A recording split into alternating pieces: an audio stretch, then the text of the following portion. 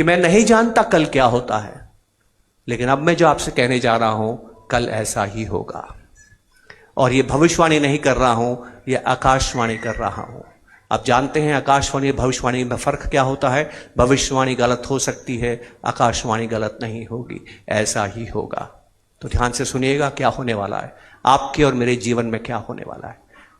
When my great grandfather died, मेरे परदादा जी का देहांत जब हुआ ना, तो मेरे दादाजी उनके साथ थे। जब मेरे दादाजी का देहांत हुआ, मेरे पिता उनके साथ थे।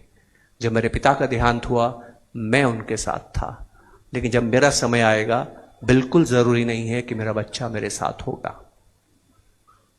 मैं तो फिर भी ठीक हूं, हो सकता है मेरा बच्चा मेरे साथ हो, मेरे बच्चे के साथ तो बच्चा होगा ही नहीं।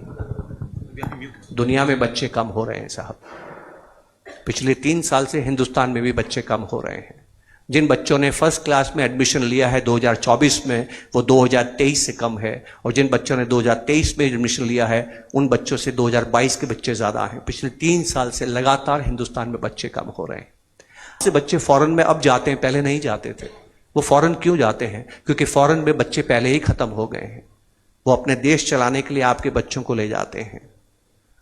तीसरी चीज ध्यान से सुनिएगा, यहां जितने भी बच्चे बैठे हैं, जितने भी लोग बैठे हैं जिनकी उम्र 40 साल से कम है, अगर आप 25 साल और 40 साल के बीच के लोग हैं, आप हिंदुस्तान की पहली पीढ़ी हैं जो बुढ़ापे में अकेली रहेगी। आपके पास कोई नहीं होगा। जी हां, कोई नहीं होगा।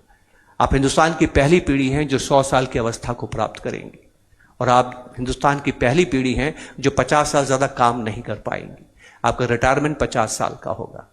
आपकी कमाई 45-50 साल में खत्म हो जाएगी और आपको जीना है 100 साल तक, वो भी अकेले।